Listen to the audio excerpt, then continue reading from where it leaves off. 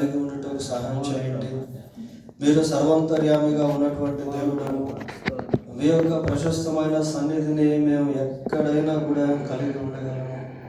అటువంటి మహాకృప మీరు మాకు అనుగ్రహించినందుకై మీకు స్తోత్రాలు చెల్లిస్తున్నాం. మా ప్రభా, మరొక పర్యాయము మీ వాక్యాన్ని మేము ధ్యానం చేసుకుంటుండగా మీరే మీ వాక్యము ద్వారా మా అందరితో కూడా మీరు మాట్లాడండి ప్రభువా. అయినా మీ వాక్యము చేత మమ్మల్ని దర్శించండి, మమ్మల్ని బలపరచండి. మాలో ప్రతి ఒక్కరూ మీకు ఇష్టమైనటువంటి వారు, మీ దృష్టిలో ప్రశస్తమైనటువంటి వారు. ప్రతి ఆత్మను ప్రభా మీరు గొప్ప విలువతో కట్టేటువంటి దేవుడు కనుక మీకు స్తోత్రాలు చెల్లిస్తూ ఉన్నాం. ఆయన మీరు మాట్లాడే ఈ సమయాన్ని మాకందరికీ దీవెనకరంగా చేయండి. మీ మాటను గ్రహించుటకు ఆ గ్రహింపు శక్తి మాకు దయచేయండి. మీ పరిశుద్ధాత్మ కార్యము వినుచున్న మా అందరి పట్ల మీరు జరిగించమని ఈ సమయాన్ని, సందేశాన్ని మమ్మల్ని మీ చేతులకు అప్పగించుకుంటూ మా రక్షకుడైన యేసుక్రీస్తు పరిశుద్ధమైన నామములో ప్రార్థన చేస్తున్నాము తండ్రి, ఆమేన్.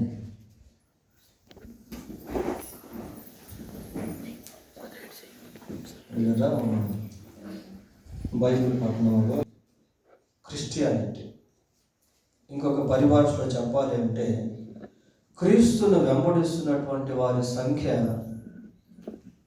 అసంఖ్యాకులుగా ఉంది. ప్రపంచంలో గొప్పగా వెంబడిస్తున్నటువంటి వారు ఎవరు అంటే, ఎవరిని వెంబడిస్తున్నారంటే యేసుక్రీస్తు ప్రభువును వెంబడిస్తారు. గొప్ప ట్రాన్స్ఫర్మేషన్ అంటే ప్రపంచంలో మానవ జీవితాన్ని బహుశక్తివంతమైనటువంటి పరివర్తనలోనికి తీసుకొచ్చింది ఏంటి అంటే క్రైస్తవం.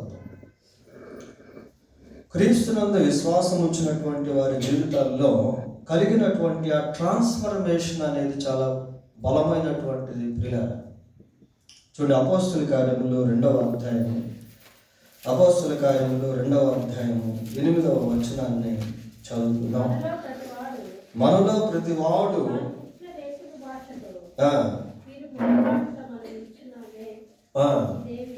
ఏమి చాలు. ప్రియులారా, ఆ రోజు యెరూషలేముకి ఆయా ప్రాంతాల నుండి ప్రజలు వచ్చారు. వచ్చినటువంటి సమయంలో శిష్యులు పరిశుద్ధాత్మ చేత నింపబడి అన్య భాషలు మాట్లాడుతూ ఉన్నారు. వారు మాట్లాడినటువంటి భాషలు ఏంటి అని అంటే అక్కడికి వచ్చినటువంటి వారు మాట్లాడేటువంటి భాషలు. అందుకే ఏమనుకుంటున్నారు వాళ్ళు? 8వ వచనంలో మనలో ప్రతి వాడు తాను పుట్టిన దేశపు భాషలో వీరు మాట్లాడుతున్నారేంటి? మనమంతా ఆయా ప్రాంతాల నుంచి వచ్చాము, ఆయా భాషలు మాట్లాడేటువంటి వారము, అయితే వీరు అన్ని భాషలు మాట్లాడుతూ ఉన్నారు. How it is possible for them to speak different kinds of languages or tongues? వివిధ రకాల భాషలు వీళ్ళు ఎలా మాట్లాడగలుగుతున్నారు అని ఆశ్చర్యపోయారు. ఆ తర్వాత పేతురు ప్రసంగం చేస్తే 3,000 సుమారుగా ఇంచుమించు 3,000 మంది యేసుక్రీస్తును విశ్వసించారు. ఆ విశ్వసించినటువంటి 3,000 మందిలో ఎంతమంది ఏ ఏ ప్రాంతాల నుంచి వచ్చారో, ఏ ఏ భాషలు మాట్లాడేటువంటి వారో అనేది మనకు చెప్పబడలేదు. ప్రియులారా, నాటి నుండి నేటి వరకు ప్రభువును వెంబడించేటువంటి సంఖ్య ప్రపంచవ్యాప్తంగా వ్యాపించింది. అపోస్తలుల కార్యములు 1వ అధ్యాయము 8వ వచనం చదువుకుందాం. అయినను పరిశుద్ధాత్మ మీ మీదకి వచ్చినప్పుడు మీరు శక్తి నొందెదరు గనుక యెరూషలేములోను యూదయ సమరయ దేశముల్లోను అంతటను భూదిగంతముల వరకును నాకు సాక్షులై ఉందరు. భూదిగంతాల వరకు అంటే భూలోకంలో ప్రజలు ఎక్కడెక్కడైతే నివాసం చేస్తూ ఉన్నారో అక్కడ అంతటికి కూడా మీ సాక్ష్యం వ్యాపిస్తుంది, లేక సువార్త వ్యాపిస్తుంది. That is the major purpose of God for human beings, for all humanity. సమస్త మానవ జాతి పట్ల అది దేవుని యొక్క ఉద్దేశం.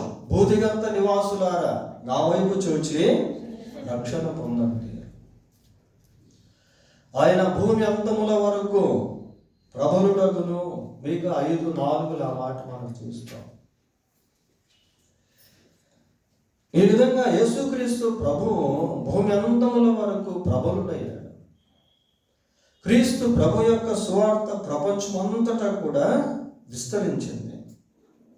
Why? Because many people are bringing many people to Christ. ఎందుకు అంటే అనేకులను క్రీస్తు ప్రభు దగ్గరికి తీసుకుని వస్తా ఉన్నారు ప్రియులారా. ఇక్కడ కూడా మనం అదే చూస్తూ ఉన్నాం. ఇది మార్క్స్ వార్తలో 8వ అధ్యాయం 22వ వచనంలో ఏమని చదువుతున్నాము అంటే, అక్కడి వారు ఆయన యొద్దకు ఒక గుడ్డివాణ్ణి తోడుకొని వచ్చి. ఇక్కడ మరి ఎంతమంది వీళ్ళు ఉన్నారో మనకు తెలియదు, కానీ తీసుకొచ్చినటువంటి వారు ఎంతమంది తీసుకొచ్చారో ఒక్క మనిషిని తీసుకొస్తా ఉన్నారు ప్రియులారా.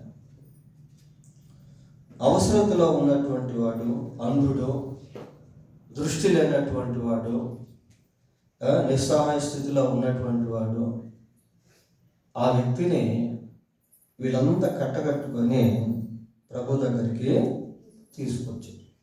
ఈరోజు సమాజంలో ఎంతోమంది రకరకాల అవసరతలో ఉన్నారు ప్రియులారా. వారి అవసరతలు కేవలం ఒక్క దేవుని దగ్గర తప్ప ఇంకెక్కడ కూడా తీర్చిపడలేవు. అటువంటి వారిని ప్రభువును విశ్వసించినటువంటి వారు ఏదో ఒక విధంగా దేవుని సన్నిధికి తీసుకొని రావాలి ప్రియులారా.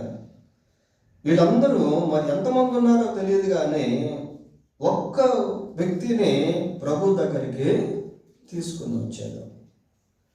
మత్తయి సువార్త 9వ అధ్యాయము, మత్తయి రాసిన సువార్త 9వ అధ్యాయము 2వ వచనాన్ని చదవండి ఒకసారి.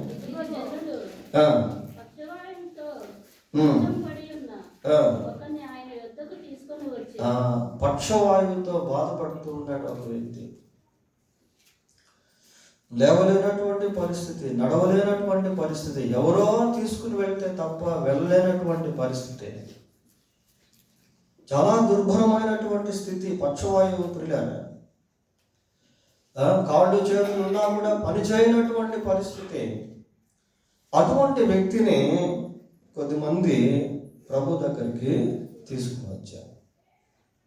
వస్తే చదవండి. యేసు వారి విశ్వాసము చూచి.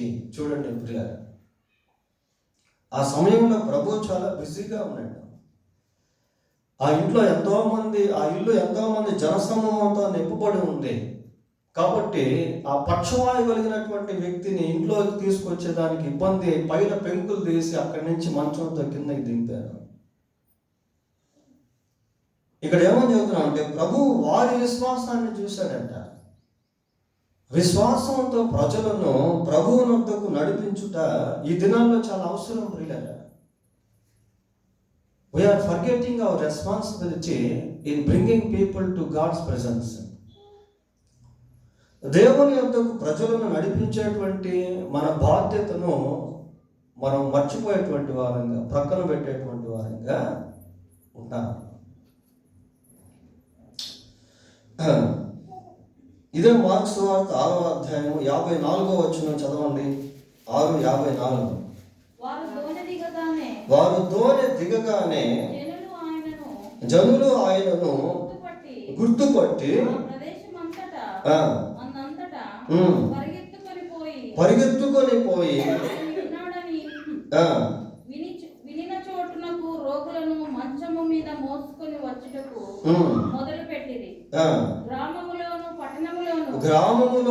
పట్టణములోను పల్లెటూళ్ళలోను పల్లెటూళ్ళలోను ఎక్కడ ప్రవేశించను అక్కడ జనులు రోగులను సంత వీధులలో ఉంచి వారిని ఆయన వస్త్రపు చెంగు మాత్రము ముట్టనిమ్మని ఆయనను వేడుకొనుచుండిరి. ఆయనను ముట్టిన వారందరూ స్వస్థత పొందిరి. ప్రియులారా, ప్రభు వద్దకు తీసుకొచ్చినటువంటి వారిలో ఎవరైనా స్వస్థత పొందకుండా వెళ్ళారా అంటే లేదు. ఆయన ముట్టిన వారందరూ కూడా స్వస్థత పొందారు. పక్షవాయు గల వాడిని తీసుకుని వస్తే అతను వెళ్ళేటప్పుడు అతని పరుపును అతనే ఎత్తుకుని వెళ్ళాడు, అతని మంచాన్ని అతనే ఎత్తుకెళ్ళాడు. ఒక్క వ్యక్తినైనా ప్రభు దగ్గరికి నడిపించడం, కొద్ది మందినైనా ప్రభువు వద్దకు నడిపించడం అనేది చాలా ప్రాముఖ్యం. ప్రియులారా, every person in the sight of God is very valuable or precious. దేవుని యొక్క దృష్టిలో ప్రతి వ్యక్తి కూడా చాలా ప్రశస్తమైనటువంటి వారు. 100 గొర్రెలు ఉన్నాయి, ఒక గొర్రె తప్పిపోయింది, సరే పర్వాలేదులే, ఒకటి పోతే పోయింది, 99 ఉన్నాయి కదా అని అనుకోవట్లేదు. ఆ తప్పిపోయినటువంటి ఒకే ఒక గొర్రె కొరకు కాపరి వెతుకుతూ వెళ్తా ఉన్నాడు. అంటే ప్రతి మనిషి పట్ల దేవుడు ఎంతో శ్రద్ధను కలిగి ఉన్నాడు. ప్రియులారా, ఈ సత్యాన్ని ప్రభువునందు విశ్వాసం ఉంచినటువంటి ప్రతి ఒక్కరు కూడా గుర్తించాలి. ప్రతి ఒక్కరు కూడా గుర్తించాలి. ఈ బాధ్యతను ప్రభువునందు విశ్వాసం ఉంచిన ప్రతి ఒక్కరూ కలిగి ఉండాలి. ప్రియులారా, ఏదో ఒక విధంగా ఒక్కరినైనా కొద్ది మందినైనా ప్రభు యొద్దకు తీసుకొని రావాలి. ఇక్కడ ఇంకొక మాట మనం చూస్తా ఉన్నాం. ఏంటి అని అంటే 22వ వచనంలో, తోడుకొని వచ్చి వారిని ముట్టవలెనని ఆయనను వేడుకొని. అంత అవసరత వాళ్ళకి ఏంటి? వారిని ముట్టవలనని వాడు వేడుకోవట్లేదు, గుడ్డివాడు వేడుకోవట్లేదు. పిల్లరా, ఎవరు వేడుకుంటున్నారు? అతన్ని తీసుకొచ్చినటువంటి వారు వేడుకుంటా. దీంట్లో మనం గమనించాల్సింది ఏంటంటే విజ్ఞాపన ప్రియులారా, ఏమంటే కనీసం అదైనా చేయలేమా? ప్రజల పక్షమందు ప్రభువును వేడుకోవడం, ప్రజల అవసరతలను ప్రభు యొద్దకు తీసుకుని వెళ్ళటం, ఇది చాలా ప్రాముఖ్యం. ప్రియులారా, ఈ యొక్క మార్గంలో అనేక మంది బైబిల్లో నడిచారు. ఏ మార్గంలో అంటే ఇతరుల కొరకు ప్రభువును వేడుకునేటువంటి మార్గంలో. మనకు కొన్నిసార్లు ఏమనిపిస్తుంది అంటే, ఇది ఎన్నోసార్లు విన్నాం కదా, మంచితే విన్నాం, కానీ ఎంతవరకు పాటించాం, ఎంతవరకు దీన్ని అభ్యాసంలో ఉంచాం, అది ప్రాముఖ్యం. ప్రియులారా, దేవుని వాక్యం వినడం అనేది ఎంత ప్రాముఖ్యమో దాన్ని అభ్యసించడం అనేది అంతకంటే ప్రాముఖ్యము. వినువారు ధన్యులు అని ప్రభు చెప్తూ దాన్ని గైకొన్న వారు ధన్యులు అనలేదు, మరి ధన్యులు అన్నాడు.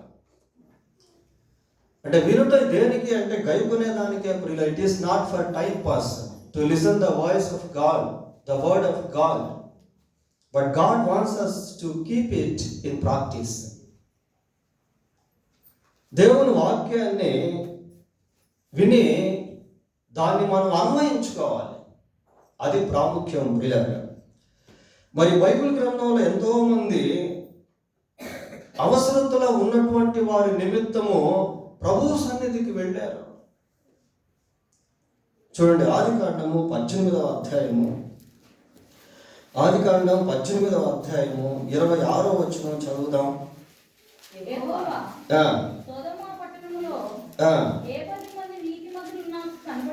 సొదొమ పట్టణములో 50 మంది నీతిమంతులు నాకు కనబడితే వారిని బట్టి ఆ స్థలమంతటిని కూడా కాపాడుతాను. సొదొమ గొమొర్రా అనే ఆ ట్విన్ సిటీస్లో ప్రజలు దేవునికి విరోధంగా జీవిస్తున్న దినాలవి. వారి మార్గంలోనే చెరిపివేసుకున్నారు, దేవుని దృష్టికి దోషులుగా మారారు. వారి పాపము దేవుని యొక్క సన్నిధికి వెళ్ళినంత ఘోరముగా. So God wanted to destroy the twin cities. కాబట్టి దేవుడు ఆ 2 పట్టణాలను నాశనం చేయాలని ఉద్దేశించాడు. దాన్ని అబ్రహాముతో పంచుకున్నాడు. ప్రియులారా, ఈరోజు లోక పరిస్థితి ఎలాంటిదో అన్నది ఒక విశ్వాసికి దేవుడు బయలుపరుస్తా ఉన్నాడు తన వాక్యం ద్వారా. తన సార్వత్రిక సంఘానికి దేవుడు తెలియపరుస్తా ఉన్నాడు రాబోయే దినాల్లో లోకం ఎలాగుంటుందో అన్నది. అబ్రహాముకు తెలిసినప్పుడు అబ్రహాము సొదొమ గొమొర్రా పట్టణాలే కదా, నాకేముందిలే, నేను బాగానే ఉన్నాను, నేనున్న ప్రదేశంలో ఈ ఉగ్రత లేదు, ఐఆమ్ సేఫ్ అండ్ సౌండ్ అని అనుకోలేదు. ప్రియులారా, దేవుడు మాట్లాడినప్పుడు అక్కడే అబ్రహాము నిలబడిపోయాడు. అబ్రహాము ఇంకను దేవుని సన్నిధిలో నిలుచుండెను అని అక్కడ మనం చదువుతాం. నిలిచి విజ్ఞాపన చేయడం ప్రారంభించాడు. తర్వాత అబ్రహాము ఏమన్నాడు చదవండి. అందుకు అబ్రహాము, ఇదిగో ధూళియు బూడిదయునైనా నేను ప్రభువుతో మాట్లాడ తెగించుచున్నాను. చూడండి ప్రియులారా, అబ్రహాము ఎలాగా తను తాను తగ్గించుకుంటూ దేవుని సన్నిధిలో సొదొమ గొమొర్రాల కొరకు విజ్ఞాపన చేస్తా ఉన్నాడు. సొదొమ గొమొర్రాల కొరకు విజ్ఞాపన చేస్తా, ఇదిగో దుమ్మును ధూళిని ప్రభువుతో మాట్లాడ తెగించుచున్నాను అంటూ ఏమంటున్నాడు, ఒకవేళ 5 తక్కువ అయితే మిగతా వారిని బట్టి అయినా ఆ ప్రాంతాన్ని కాపాడు ప్రభువా.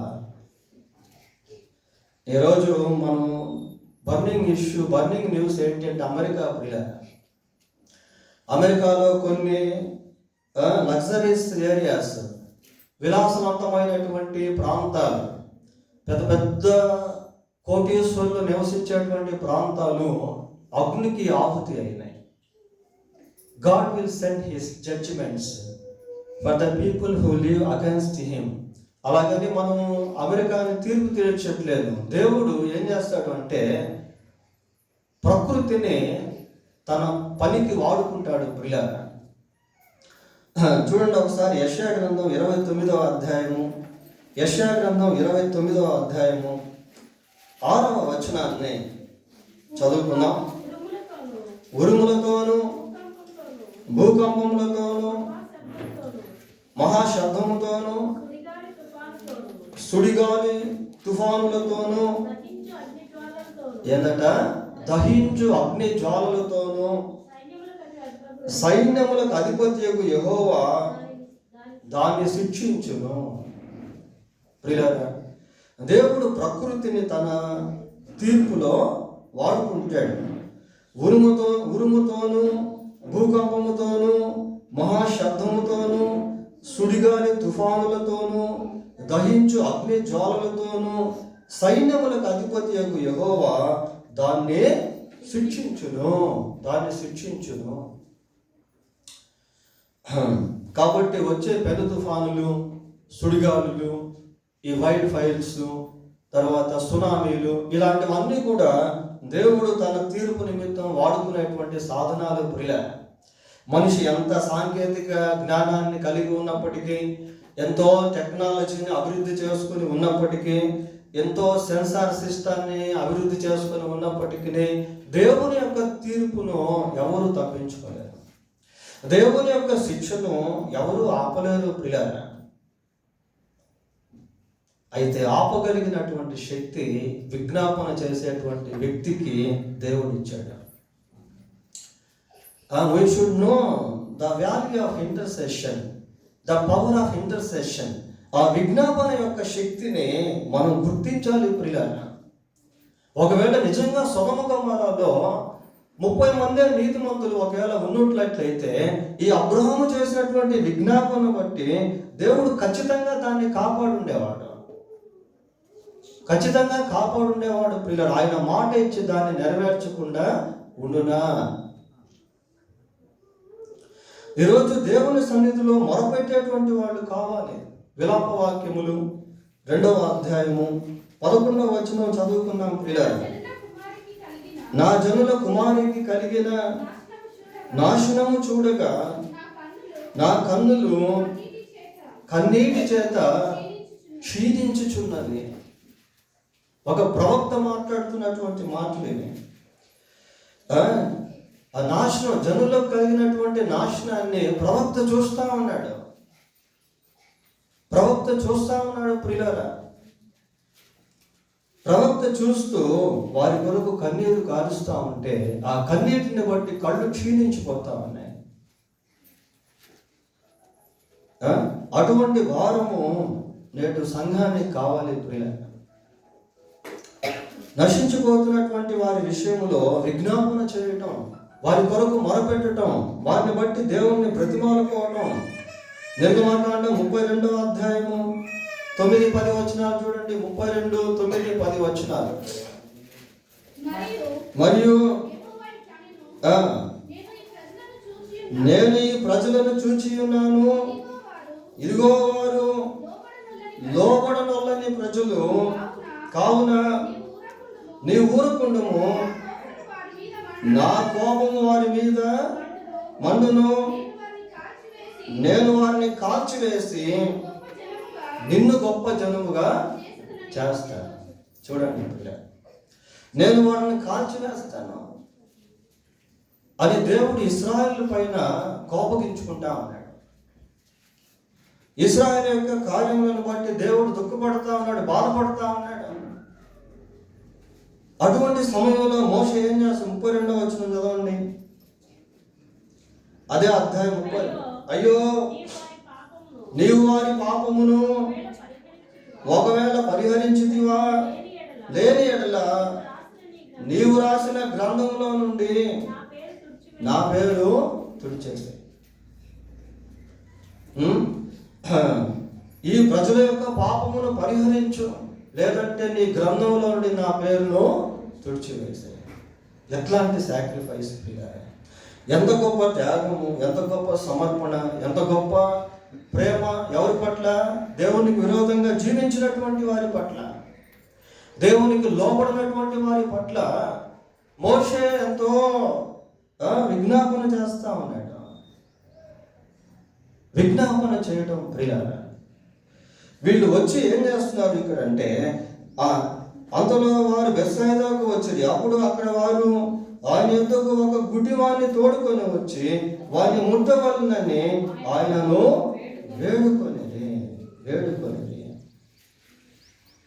వేడుకొనిరి. మనం ఏం చేయాలి అంటే, ఒకవేళ విజ్ఞాపన చేసేవారముగా లేనట్లయితే ఈ నశించిపోతున్నటువంటి మానవుల పట్ల, దేవుని యొక్క ఉగ్రతకు గురిగా పోతున్నటువంటి మనుషుల పట్ల, పాపంలో జీవించి చనిపోయి నరకానికి వెళ్తున్నటువంటి ప్రజల పట్ల భారాన్ని దయచేయమని దేవుణ్ణి అడగాలి ప్రియులారా. If we ask the burden for destroying souls, God will definitely give us. ఈ నశించిపోతున్నటువంటి మానవ లోకం విషయమై భారం దయచేయండి ప్రభు అని అడిగితే దేవుడు మనకు భారం ఇస్తాడు ప్రియులారా. దేవుడు మనకు భారం ఇస్తాడు. ప్రభువా, ఈ విజ్ఞాపన ఎలా చేయాలి? నశించిపోతున్న వారి కొరకు, అవసరతలో ఉన్నటువంటి వారి కొరకు, మా బంధువుల కొరకు, నా స్నేహితుల కొరకు, నాకు తెలిసినటువంటి వారి కొరకు ఎలాగ నేను విజ్ఞాపన చేయాలి, నాకు నేర్పించు ప్రభువా అని నీవు నిజంగా ప్రార్థన చేస్తే దేవుడు నీకు ఆ ప్రార్థన నేర్పిస్తాడు. దేవుడు నీకు ఆ విజ్ఞాపన నేర్పిస్తాడు. దేవుడు నీకు అటువంటి భారాన్ని కలిగిస్తాడు ప్రియులారా.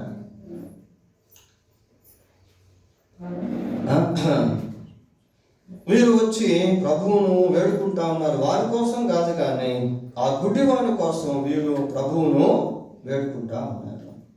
తీసుకొని వచ్చి వారిని ముట్టవలనని ఆయనను వేడుకుంది. తర్వాత వచ్చిన చదవండి.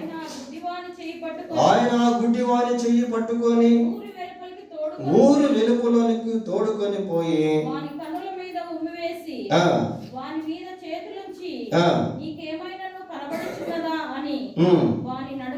చాలు.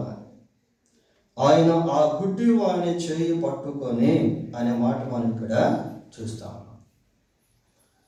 ప్రజలు ఆ గుడ్డి వాని చేతిని తీసుకొని వచ్చి యేసు ప్రభు చేతికి అప్పగించారు. అప్పగించిన తర్వాత అప్పటి నుండి అతని చెయ్యి ఎవరు పట్టుకున్నారు? ప్రభువు పట్టుకున్నాడు. ప్రియులారా, మనం ప్రజలను ప్రభువు వద్దకు తీసుకొని వస్తే God is always ready to do his work. దేవుడు ఎప్పుడు కూడా సిద్ధంగా ఉంటాడు. ప్రభువు దగ్గరికి మనం ప్రజలను తీసుకొని రాగలిగితే తీసుకొచ్చేంత వరకే మన వంతు. అక్కడి నుండి ప్రభువు చేయాల్సినటువంటి కార్యాన్ని ఆయన చేస్తాడు. ఇప్పుడు ఆ గుడ్డివాని చేతిని వాళ్ళు వదిలేశారు. ప్రియులారా, ఎవరు పట్టుకున్నారు? యేసయ్య పట్టుకున్నాడు. యేసు ప్రభువుకి అందరూ కూడా కావాలి. గుడ్డివాడు కావాలి, కుంటివాళ్ళు కావాలి, పిల్లలు కావాలి, పెద్దలు కావాలి, పేదవాళ్ళు కావాలి, ధనికులు కావాలి. God is in need of people. దేవుడు ప్రజల యొక్క అవసరతలో ఉన్నాడు. ప్రియులారా, ఎవరైనా తన యొద్దకు వస్తారేమో అని ఎదురు చూస్తా ఉంటాడు. గుడ్డివాడిని తీసుకుని వస్తే కొన్నిసార్లు ప్రజలు ఏం చేస్తారు? రిజెక్ట్ చేస్తారు. కుష్ఠవ్యాధి కలిగిన వాళ్ళని తీసుకుని వస్తే ప్రజలు కొన్నిసార్లు రిజెక్ట్ చేస్తారు. కానీ ప్రభువు అందరినీ కూడా చేర్చుకుంటాడు. ఈ మాట చూడండి ఎంత బాగుందో. ఆయన గుడ్డివాని చెయ్యి పట్టుకొని ఊరు వెలుపలకు తోడుకొని పోయి. దేవునికి ప్రత్యేకమైన ఉద్దేశాలు ఉంటాయి. ఎవరెవరి పట్ల ఏ విధంగా తన కార్యాన్ని జరిగించాలి అనేది దేవుడు ఎరిగి ఉన్నాడు. పిల్లరా, వారి ముందరే స్వస్థపరచవచ్చు కదా, అలా చేయట్లేదు. ఊరిలోనికి తీసుకొని పోయి వాని కన్నుల మీద ఉమ్మి వేసి వాని మీద చేతులు ఉంచి. 4 సువార్తలను మనం గమనించినప్పుడు ఎంతోమంది గుడ్డివారిని యేసుక్రీస్తు ప్రభువు స్వస్థపరిచిన సందర్భాలు కనబడతాయి. అయితే ప్రతి సందర్భంలో కూడా ప్రభు ఒక్కొక్క విధంగా కార్యం చేస్తూ వెళ్ళాడు. చూడండి ఒకసారి మత్తయి సువార్త 9వ అధ్యాయము 28, 29 వచనాలు చదువుకుందాం.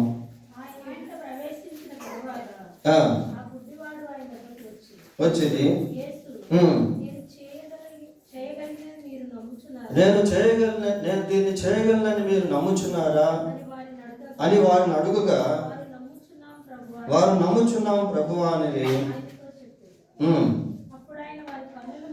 అప్పుడు ఆయన వారి కన్నులు ముట్టి మీ నమ్మిక చొప్పున మీకు కలుగును గాక అని చెప్పినంతలో వారి కన్నులు తెరవు. ఇక్కడ ఉమ్మి వేసినట్టుగా, బురద రాసినట్టుగా, ఇంకో ప్రాంతాన్ని తీసుకెళ్ళినట్టుగా కనబడటం లేదు. ప్రియారా, on the spot they got the sight. అక్కడికక్కడే అప్పటికప్పుడే వారు దృష్టిని పొందుకున్నారు. ప్రభువు వారిని వెంటనే స్వస్థపరిచాడు. ఇది ఒక సంఘటన. అదే మత్తయి సువార్త 20వ అధ్యాయము 32 చదవండి. యేసు నిలిచి వారిని పిలిచి అడుగుగా వారు ప్రభువా మా కన్నులు తెరవవలెనని అన్నది. కనికరపడి వారి కన్నులు ముట్టెను. వెంటనే వారు దృష్టి పొందుకున్నారు. ఊరికి ఆయన అలా తాకగానే వాళ్ళకు దృష్టి కలిగింది. పిల్లలు, ఇది ఒక సందర్భం. అలాగే యోహాను సువార్త 9వ అధ్యాయము 6-7 వచనాలు చదవండి.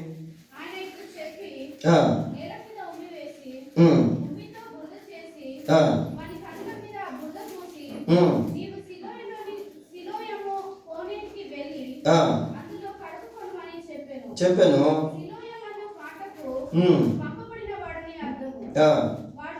వాడు వెళ్ళి కడుగుకొని చూపు గలవాడై వచ్చాడు. ఈ 3 సందర్భాల్లో కూడా గుడ్డి వాళ్ళని మనం చూస్తా ఉన్నాం. పిల్లలు, అయితే ఈ సందర్భాలన్నీ ఒకదాని పక్కన ఒకటి పెట్టి మనం పరీక్షిస్తే జరిగిన కార్యం మాత్రం ఒకటే, కానీ ఆ కార్యం వివిధ రకాలుగా దేవుడు చేస్తూ వచ్చాడు. అందరికీ ఒకే విధంగా కార్యం చేయలేదు ప్రియులారా. కార్యమేమో ఒకటే, కానీ ప్రభు దాన్ని వివిధ రకాలుగా చేస్తూ వచ్చాడు. దీంట్లో మనం నేర్చుకోవాల్సినటువంటి పాఠం ఏంటి అంటే, God works in different dimensions, in different ways towards people. ప్రజల పట్ల దేవుడు వివిధ రకాలుగా పనిచేస్తూ ఉంటాడు. మన వైఖరి ఎలా ఉంటుంది, మన మనస్తత్వం ఎలా ఉంటుంది అంటే కొన్నిసార్లు దేవుణ్ణి అనుమానించినట్టుగా ఉంటుంది, దేవునికి పక్షపాతం అన్నట్టుగా మనం ఆలోచిస్తూ ఉంటాం. కానీ ఒక్క విషయం మనం గుర్తుపెట్టుకోవాలి, ఏంటంటే దేవుడు అందరి జీవితాల్లో కార్యం చేస్తాడు, కానీ ఒక్కొక్క విధానంలో కార్యం చేసుకుంటూ వెళ్తాడు.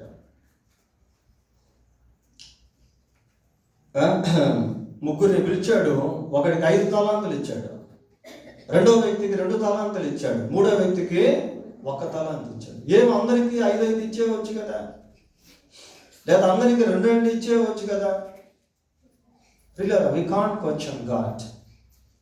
దేవుణ్ణి మనం ప్రశ్నించలేము. దేవుడు తన చిత్తానుసారముగా తన పద్ధతి చొప్పున తన కాలమందు తన పనిని తాను అనుకున్న విధానంలో జరిగిస్తాడు. కొద్దిమంది జీవితాల్లో తొందరగా కొన్ని కార్యాలు జరుగుతాయి, కొద్దిమంది జీవితాల్లో కొంత సమయం పడుతుంది. కుష్టి వ్యాధి కలిగిన వాడు వచ్చాడు, ప్రభువా నీకు ఇష్టమైతే నన్ను శుద్ధునిగా చేయగలవు అన్నాడు. నాకు ఇష్టమే, ఆయన ముట్టాడు, వెంటనే స్వస్థత పొందాడు. 10 మంది కుష్టి వ్యాధి కలిగిన వాళ్ళు వచ్చారు, దావీదు కుమారుడా మమ్మును కరుణింపుము అన్నారు. వాళ్ళందరి దగ్గరికి వెళ్ళి ఆయన తాగలేదు. ఏమని చెప్పాడంటే, మీరు వెళ్ళి యాజకునికి కనపరుచుకోండి. వాళ్ళు వెళ్తూ ఉండగా మార్గం మధ్యలో అందరూ స్వస్థతలు ఉన్నారు. They are healed on the way. వారు వెళ్తూ ఉండగా మార్గం మధ్యలో స్వస్థతలు పొందారు పిల్లరా. వెంటనే ప్రభు అక్కడికి వెళ్ళి వారిని కూడా ముట్టి ఒక్కొక్కరిని స్వస్థపరిచేయవచ్చు కదా. కానీ కార్యం జరిగిందా లేదా? జరిగింది. కొంత టైం పట్టింది పిల్లరా. వారు వెళ్తూ ఉండగా మార్గం మధ్యలో స్వస్థపరచబడ్డారు. ఇతను ప్రభు దగ్గరికి వచ్చిన వెంటనే ముడితే ఇతను స్వస్థపరచబడ్డాడు. కాబట్టి దేవుడు వివిధ రకాలుగా పనిచేస్తూ ఉంటాడు. కాబట్టి దేవుడు ఏ విధంగా పనిచేసినా, దేవుడు ఏ సమయంలో పనిచేసినా, దేవుడు ఏ స్థితిలో మనల్ని ఉంచినా అక్కడ దేవుడిని కలిగి జీవించడం అనేది చాలా ఇంపార్టెంట్. కొన్నిసార్లు మనం దేవుని మీద సడగుతాం, దేవుని మీద గొణుగుతాం, దేవుని సన్నిధికి రావడం మానేస్తాం, దేవుని సన్నిధిలో ప్రార్థన చేసుకోవడం మానేస్తాం, బైబిల్ చదవడం మానేస్తాం. ఎక్కడో ఏదో ఒక నిరుత్సాహం మనల్ని జయిస్తూ ఉంటుంది. నేను క్రమంగా దేవుని సన్నిధికి వెళ్తా ఉన్నా, అన్నీ విడిచిపెట్టాను, దశభాగాలు కూడా దేవునికి ఇస్తా ఉన్నాను. కానీ నా జీవితంలో దేవుడు ఎందుకు ఇటువంటి కార్యం చేశాడు? ఎందుకు ఇటువంటి మరణాన్ని, ఎందుకు ఇటువంటి రోగాన్ని, ఎందుకు ఇటువంటి దరిద్రతను, ఎందుకు ఇటువంటి వైఫల్యతను దేవుడు అనుమతించాడు అని కొన్నిసార్లు మనం వాపోతూ ఉంటాం. దేవుడు ఎటువంటి పరిస్థితి గుండా తీసుకుని వెళ్తూ ఉన్నప్పటికీ ఆ పరిస్థితిని స్వాధీనంలో ఉంచగలిగినటువంటి దేవుడు కనుక అందులో మనం నిలబడి ఉండట అనేది చాలా ప్రాముఖ్యం. అందులో మనం దేవుణ్ణి కలిగి ఉండడం అనేటువంటిది చాలా ప్రాముఖ్యం. ప్రియులారా, పోయినసారి మీకు యోసేపుని గురించి చెప్పాను. యోసేపు యొక్క జీవితం పట్ల దేవుని యొక్క ప్రణాళిక వెంటాడుతూ ఉంది. ఆ ప్రణాళిక నెరవేరేంత వరకు ఎలాగుంది అంటే ఎన్నో కష్టాలు, ఎన్నో శ్రమలు, ఎన్నో శోధనలు, ఎంతో ఒంటరితనాన్ని యోసేపు అనుభవిస్తూ వెళ్ళాడు. God wanted to bless Job with double fold blessings. యోబును దేవుడు 2 అంతలుగా ఆశీర్వదించగోరాడు. ఆ 2 అంతల ఆశీర్వాదాన్ని పొందుకోబోయే ముందు యోబు ఎన్నో కష్టాలు అనుభవించాడు, ఎంతో శ్రమను అనుభవించాడు, ఎంతో బాధ అనుభవించాడు, ఎన్నో నిందలు అనుభవించాడు. ప్రియులారా, వాస్తవానికి యోబు చేసిన తప్పేమీ లేదు. సైతాను పనిచేస్తా ఉన్నాడు. కొన్ని కష్టాలు, కొన్ని శ్రమలు సైతాను వల్ల కూడా వస్తాయి. కొన్నిసార్లు పరీక్షా కాలం గుండా వెళ్లాల్సి వస్తుంది. అయితే అక్కడ మనం దేవుని పక్షమందు నిలబడితే దేవుడు మన పక్షమందు కార్యాన్ని జరిగిస్తాడు. కొరింథీయులకు రాసిన మొదటి పత్రిక 7వ అధ్యాయం 17వ వచనం ఒకసారి చదవండి. కొరింథీయులకు రాసిన మొదటి పత్రిక 7వ అధ్యాయం 17వ వచనం. అయితే ప్రభువు ప్రతి వానికి ఏ స్థితి నియమించెనో దేవుడు ప్రతి వానిని ఏ స్థితి యందు పిలిచెనో ఆ స్థితి యందే నడుచుకొన. అదే ప్రియులారా, మనం దేవునిలో నిలిచి ఉంటే పేదరికంలో కూడా ధనవంతుల వలె సంతోషిస్తాం. దేవునిలో నిలిచి ఉంటే వ్యాధిలో కూడా ఆరోగ్యం ఉన్నట్టుగా ఆనందిస్తాం. అవి రివర్సల్లో ఉంటాయి. మనం దేవునిలో నిలిచి ఉన్నప్పుడు ఏమీ లేనట్టుగా ఉంటుంది, అన్ని కలిగినటువంటి వారంగా ఉంటాము. సో రిమైనింగ్ ఇన్ గాడ్, ఆ standing in God is most important for us to have a satisfaction in every part of our life. దేవుణ్ణి నిలిచి ఉండుట అనేది మన జీవితాన్ని గొప్ప సంతృప్తిని కలిగిస్తుంది. ప్రియులారా, 24 కూడా చదవండి. అదే కొరింథీయులకు రాసిన మొదటి పత్రిక 7వ అధ్యాయం 24 వచనం. సహోదరులారా, ప్రతి మనుష్యుడును ఏ స్థితిలో పిలువబడినో ఆ స్థితిలోనే దేవునితో సహవాసము కలిగి ఉన్నాం. ఏ స్థితిలో పిలువబడ్డారో, ఏ స్థితిలో ఉంచబడ్డారో ఆ స్థితిలోనే దేవునితో ఏం కలిగి ఉండాలట? సహవాసం కలిగి ఉండాలట. ప్రియులారా, అన్ని అనుగ్రహించేటువంటి దేవునితో సహవాసం కలిగి ఉంటే అన్ని కూడా కలిగి ఉన్నట్టే. ప్రియులారా, విశ్వాస జీవితం అలాంటిది. సరే, ఇక్కడ ఏమని చూస్తున్నాం అంటే మార్క్స్ వార్త 8వ అధ్యాయము 24వ వచనం చదవండి. వాడు కన్నులెత్తి మనుషులు నాకు కనబడుచున్నారు, వారు చెట్ల వలె ఉండి నడుచుచున్నట్టుగా నాకు కనబడుచున్నారు అని. ప్రియులారా, ఇక్కడ ఒకసారి ఈ వచనాన్ని మనం ఆగి ఆలోచన చేస్తే ఏమని చెప్తున్నాడు అంటే, వాడు కన్నులెత్తి ప్రభు అడుగుతున్నాడు, నీకేమైనా కనబడుచున్నదా అని వాడిని అడుగుగా, వాడు కన్నులెత్తి మనుషులు నాకు కనబడుచున్నారు, వారు చెట్ల వలె ఉండి నడుచుచున్నట్లుగా నాకు కనబడుచున్నారు. అంటే ఈ వ్యక్తిని యేసుక్రీస్తు ప్రభు ముట్టాడు, ఉమ్మి వేశాడు, స్వస్థపరిచాడు. కానీ స్వస్థత సంపూర్ణంగా లేదు. కొంత అస్పష్టంగా కనబడతా ఉంది, కొంత అసంపూర్ణంగా ఉన్నట్టు కనబడతా ఉంది. పిల్లలు, అందుకే అతను ఏమంటున్నాడంటే, వారు చెట్ల వలె ఉండి నడుచుచున్నట్టుగా నాకు కనబడుచున్నారు. దేవుని కార్యం అసంపూర్ణమా? దేవుని కార్యం అస్పష్టంగా ఉంటుందా అంటే అలా అర్థం కాదు. దేవుడు కార్యం చేస్తాడు, కొన్నిసార్లు అది గుర్తించేదానికి కొంత టైం పడుతుంది, కొంత టైం పడుతుంది. ప్రియులారా, ఒకసారి నిర్గమాకాండం 17వ అధ్యాయానికి వెళ్దాం. నిర్గమాకాండం 17వ అధ్యాయము 12వ వచనం చదవండి. మోషే చేతులు బరువెక్కగా వారు ఒక రాయి తీసుకొని వేసిరి.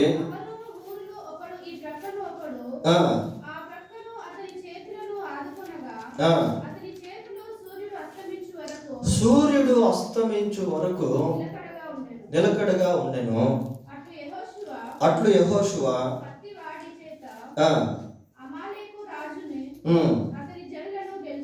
చాలు. ఎప్పుడో ఉదయం ప్రారంభమైన యుద్ధం ఎప్పటి వరకు జరిగింది? సూర్యుడు అస్తమించేంత వరకు జరిగింది, సాయంత్రం వరకు జరిగింది.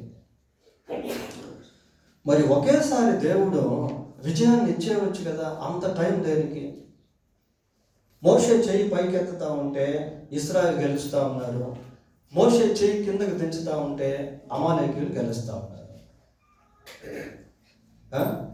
అంత టైం దేనికి? అంత సమయం అమాలేకీయుల్ని గెలిచేదానికి అసలు యుద్ధం జరిగించింది దేవుడే, అక్కడ విజయాన్ని ఇచ్చింది దేవుడే. వాస్తవానికి ఇశ్రాయేలు కంటే అమాలేకీయులు చాలా బలవంతులు, కరెక్ట్గా చెప్పాలంటే. ఒకవేళ మోషే చెయ్యి పైకెత్తకుండా దించేస్తుంటే ఎవరు గెలిచేవాళ్ళు? ఎవరు గెలిచారు అక్కడ? అమాలేకీయులు గెలిచారు. అంటే కేవలం ఇప్పుడు ఆ గెలుపు అనేది మోషే చెయ్యి పైకెత్తిన దాని మీదే ఆధారపడి ఉంది. ఇప్పుడు ఒకవేళ మోషే చెయ్యి కిందకి అలాగే దించేసి ఉంటే అమాలేకీయులు చిత్తుగా ఇశ్రాయేలును ఓడించుండేవాళ్ళు. ఇశ్రాయేలు పూర్తిగా ఓడిపోయి పరుగులు ఎత్తుండేవాళ్ళు. అంత బలవంతులు అమాలేకీయులు. అయితే ఈ యుద్ధము సాయంత్రం వరకు కొనసాగించబడింది. మోషే పైకి చేతులు ఎత్తినంత సేపు ఇశ్రాయేలు గెలుస్తూ ఉన్నారు. ఇశ్రాయేలు సంపూర్తిగా గెలిచేంత వరకు మోషే చేతులు పైకి ఎత్తబడే ఉన్నాయి. దీంట్లో మనం గమనించాల్సింది ఏంటి అంటే, కొన్నిసార్లు దేవుడు విజయాన్ని ఇచ్చేస్తుంటాడు, అది చూసేదానికి కొంత టైం పట్టవచ్చు. ఫైనల్ అంటే అల్టిమేట్ చివరి విజయం వీళ్ళదే. అయితే ఆ విజయం చూసేదానికి సాయంత్రం దాకా టైం పట్టింది, ఉదయం ఎప్పుడో ప్రారంభమైంది. ప్రియులారా, మన జీవితంలో కూడా కొన్నిసార్లు ఎన్నో ఓటమిలు మనం ఎదుర్కొంటూ ఉంటాం. ఎంతో నిరుత్సాహం మన జీవితంపై పనిచేస్తూ ఉంటుంది. ఎన్నో అనుకుంటాం, కొన్ని ఫెయిల్ అయిపోతూ ఉంటాయి. ఇది ఖచ్చితంగా జరగద్దు అనుకుంటాం, అది కూడా ఫెయిల్ అయిపోతూ ఉంటుంది. మనుషుల నుంచి కొన్ని ఎక్స్పెక్ట్ చేస్తాం, అక్కడ కూడా ఫెయిల్ అయిపోతూ ఉంటాం. వాళ్ళు మనల్ని ప్రేమించాలనుకుంటాం, ఒకవేళ వాళ్ళు ప్రేమలో ఫెయిల్ అయిపోవచ్చు, మళ్ళీ డిసప్పాయింట్మెంట్. ఎన్నో సాధించాలనుకుంటాం, మళ్ళీ ఫెయిల్ అయిపోవచ్చు. మనం 2025 క్యాలెండర్ రిలీజ్ చేయాలని ప్రార్థన చేశాం.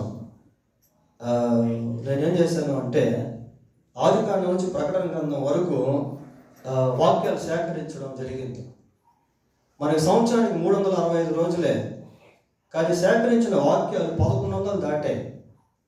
అన్ని ఫిల్టర్ చేసి లాస్ట్కి 365 365 వాక్యాలకి తీసుకురావడం జరిగింది.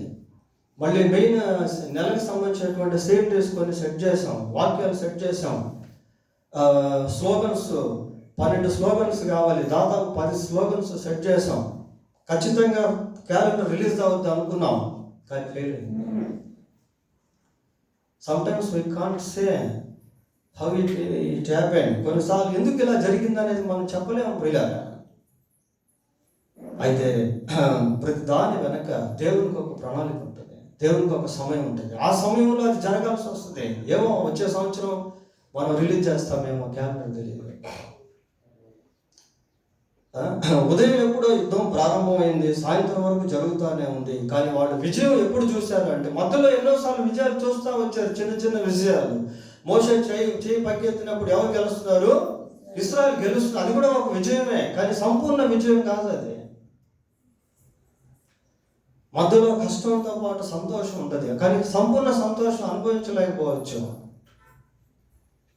ఒక్క విషయం ఏంటి అంటే ప్రియులారా, దేవుడు ఎలాంటి వాడు అంటే ఖచ్చితంగా కార్యము చేసేటువంటి వాడు.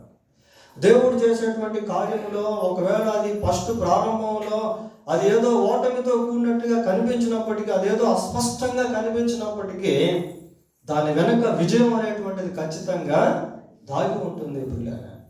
అది సమయం వచ్చినప్పుడే దాన్ని మనము చూడగలుగుతాం.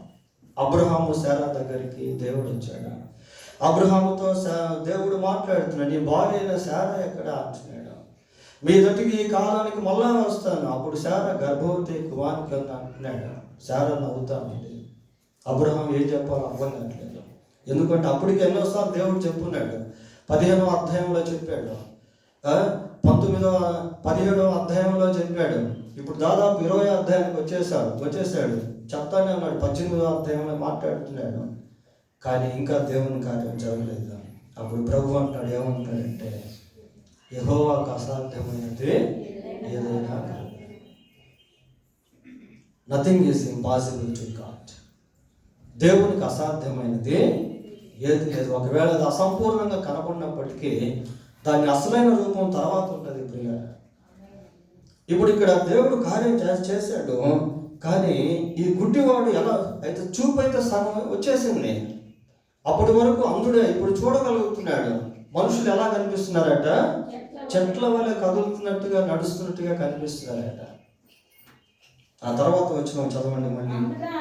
అంతటా ఆయన ఏంటంటే మరలా తన చేతులు వాని కన్నుల మీద ఉంచగా వాడు తేరి చూచి కుదర్చబడి సమస్తమును తేటగా చూడసాగి. చూడండి పిల్లలు వచ్చిన. అంతటా ఆయన మరలా తన చేతులు వాని కన్నుల మీద ఉంచగా. మరలా అంటే అర్థం ఏంటి? ఒకసారి ఆయన second time he laid his hands. రెండవసారి మళ్ళీ తన చేతులు ఉంచుతా ఉన్నాడు. రెండవసారి మళ్ళీ తన చేతులను ఆ గుడ్డివాని మీద ఉంచుతున్నాడు. పిల్లల దేవుడు కార్యం జరిగించేంత వరకు ఆయన మౌనంగా ఉన్నాడు. దేవుడు తన కార్యం జరిగించేంత వరకు ఆయన కార్యం చేస్తానే ఉంటాడు. దేవుడు తన కార్యము పూర్తయ్యేంత వరకు కార్యం చేస్తాడు. పిల్లల 28వ అధ్యాయం ఆదికాండము 28వ అధ్యాయము 15వ వచనాన్ని చదువుకుందాం. ఇదిగో నేను నీకు తోడై ఉండి నీవు వెళ్ళు ప్రతి స్థలమందు నిన్ను కాపాడుచు నేను నీతో చెప్పినది నెరవేర్చు వరకు నిన్ను విడువను. నేను నీతో చెప్పినది నెరవేర్చు వరకు నిన్ను నెరవేర్చేంత వరకు విడవను అంటున్నాడు. ప్రియారా, ఏమండి, దేవుడు కార్యం తలపెడితే అది ఖచ్చితంగా జరిగి తీరుతుంది. దేవుడు చేసేటువంటి కార్యం అంతా కూడా విజయంతో కూడినటువంటిదిగానే ఉంటుంది. అది ఎక్కడ ఫెయిల్ కాదు, ఫెయిల్ అయినట్టుగా కనిపిస్తూ ఉంటుంది. యేసు ప్రభు సిలువలో వేలాడుతున్నాడు. తలకు ముళ్ళ కిరీటం పెట్టారు, కాలు చేతులకు మేకులు బిగించారు, శరీరం అంతా కూడా కొర్రాలతో కొట్టారు. ఎక్కడ చూసినా రక్తసిక్తం, మనుషులు దూషిస్తూ ఉన్నారు. సైతాను కూడా అనుకోని ఉండొచ్చు. ఎవ్రీథింగ్ వెంట్ టు వెయిన్, అన్నీ కూడా నిష్ఫలమైపోయినాయి. ఈయన ఓడిపోయాడు, శత్రువులు కూడా ఓడిపోయాడు అనుకున్నారు పిల్లరా. కానీ ఆయన మరణించింది వాస్తవమే, ఆ మరణాన్ని గెలిచి తిరిగి లేచింది కూడా వాస్తవమే. మరణించాడు, మరణాన్ని గెలిచాడు. ఫైనల్ విక్టరీ ఎవరిది అంటే యేసు ప్రభువుది, సైతాను గారు. కానీ ఎలా కనిపించాడంటే ఓడిపోయినటువంటి వ్యక్తిలాగా కనిపించాడు, నిస్సహాయులాగా కనిపించాడు. దేవుని కార్యాలు చాలా అద్భుతం ప్రియాలు. We can't imagine the acts of God. దేవుని కార్యాలను మనం ఊహించలేము.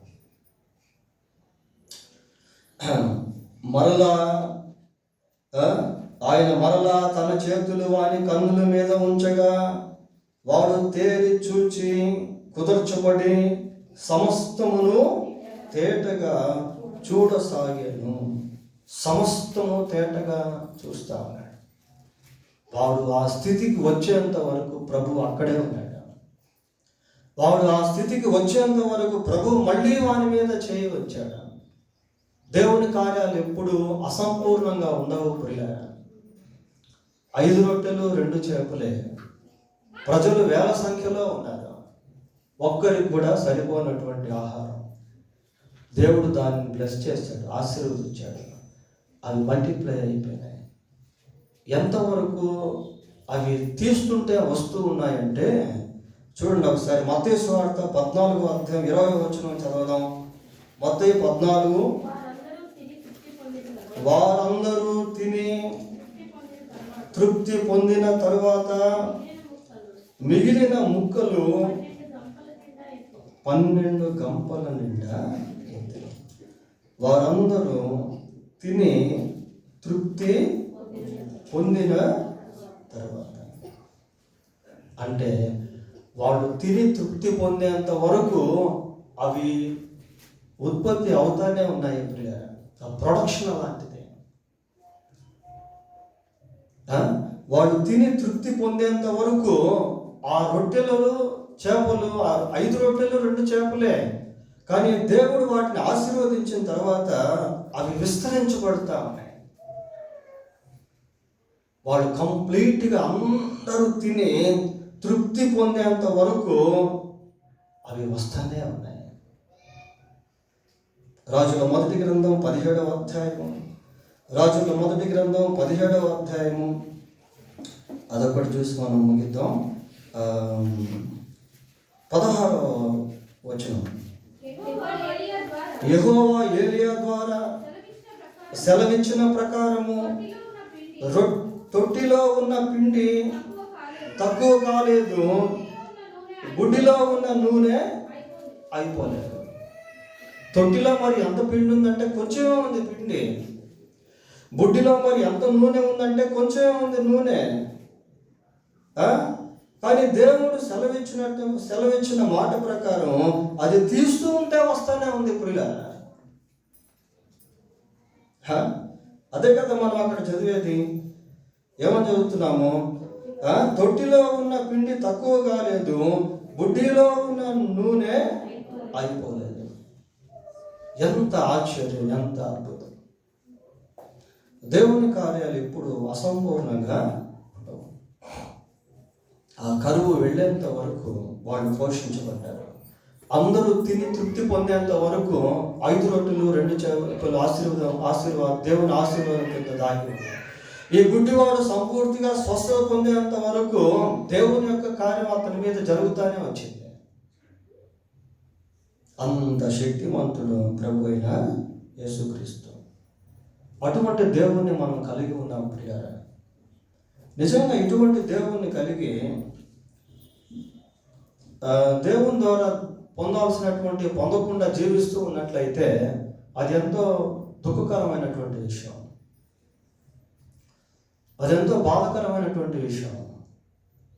రేపు యేసు ప్రభు ఆకాశ మండలానికి వచ్చినప్పుడు విశ్వాసులుగా పిలువబడేటువంటి వారు ఎంతమంది విడవబడతారో, పాస్టర్లుగా పిలువబడేటువంటి వారు ఎంతమంది విడవబడతారో మనకు తెలియదు ప్రియులారా. అది చాలా దుఃఖకరమైనటువంటి విషయం. పెళ్లి వస్త్రాలు అందరికి ఇచ్చాడు, ఒకడు మాత్రం పెళ్లి వస్త్రాలు ధరించుకోకుండా వచ్చాడు. ఇవ్వబడింది రక్షణ అందరికీ, కానీ పొందుకున్న వాళ్ళే దాన్ని అనుభవిస్తారు. అలాగనే దేవునికి సంబంధించినవన్నీ దేవుడు మనకి ఇస్తా ఉన్నాడు, కానీ మనం పొందుకున్నప్పుడే వాటిని అనుభవించగలుగుతాం. పౌలు ఒక మాట అంటాడు, ఆయన కృపను నేను నిరర్ధకము, I don't nullify his grace. ఆయన కృపను నేను నిరర్ధకం చేయను అంటున్నాడు. ప్రియులారా, ఇది దేవుడు మనతో మాట్లాడుతున్నటువంటి సమయం, మనకు దేవుడు అందుబాటులో ఉన్నటువంటి సమయం. కాబట్టి దేవుని పాదాలను మనం పట్టుకోవాలి. మనం ఏ అవసరతలో ఉన్నామో దాన్ని దేవుని యొద్దకు తీసుకుని వెళ్ళాలి. ఒకవేళ నీకు మారు మనసు లేకపోతే మారు మనసు కోసం ప్రార్థించాలి. నశించిపోతున్న ఆత్మల పట్ల భారం లేకపోతే భారం కోసం ప్రార్థించాలి. నీవు ఏ అవసరతలో ఉన్నావో అవసరత కోసం దేవుని సన్నిధిలో ప్రార్థించాలి. ప్రార్థన చేసుకుందాం. ప్రార్థన.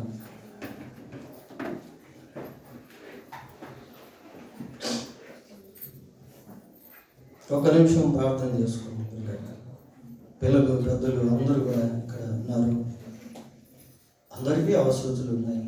వివిధ రకాల అవసరతలు మనం కలిగి ఉన్నాం, కానీ అన్ని అవసరతలు ఆయన తీర్చగలరు. ప్రార్థన చేసుకుంటాం. పరిశుద్ధుడైన మా దేవా, మీకు వందనాలు, స్తోత్రాలు. ఈ వర్తమానం విన్న మాలో ఎవరైతే ఇంకా మారు మనసు పొందలేదో వారు త్వరగా మారు మనసు పొందినట్లు సహాయం చేయండి.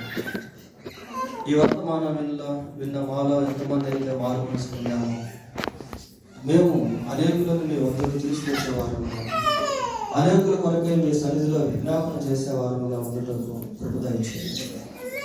మీరు వివిధ రకాలుగా మీ కార్యములను జరిగించే దేవుడు కనుక మా జీవితాల్లో మీరు జరిగించే కార్యాలను మేము ప్రభా కార్యాలతో సంతృప్తి కలిగి ఉండటం సాధించండి. మీరు ఏ స్థితిలో ఉంచితే ఆ స్థితిలో మీతో సమాధానంగా మేము జీవించుట కృప దయచేయండి. దావీదు మందిరం కట్టాలి అనుకున్నాడు, అయితే సొలొమోను మందిరాన్ని కట్టాడు. మా తలంపులు మీ తలంపుల కంటే ప్రభా, మీ తలంపులు మా తలంపుల కంటే వ్యత్యాసమైనవి కనుక మీ తలంపుకు మమ్మల్ని మేము అప్పగించుకునే వారంగా ఉంటకు మీరే కనికరించి సహాయించండి. మీ కార్యములు సంపూర్ణములు కనుక మేము ఎక్కడ వాటిని అనుమానించక సందేహించక ప్రభా, మీ కార్యాన్ని సంపూర్ణంగా అనుభవించేంత వరకు అటు విశ్వాసాన్ని మేము కలిగి ఉండటకు సహాయం చేయండి. ఆయన అంతిమ విజయాన్ని, అంతిమ స్వస్థతను అనుగ్రహించేటువంటి వాడు కనుక మీ వైపు మేము కనిపెట్టుకోగలిగితే సహాయం చేయమని మా రక్షకుడైన యేసుక్రీస్తు పరిశుద్ధమైన నామంలో ప్రార్థన చేస్తున్నాము తండ్రి. ఆమేన్.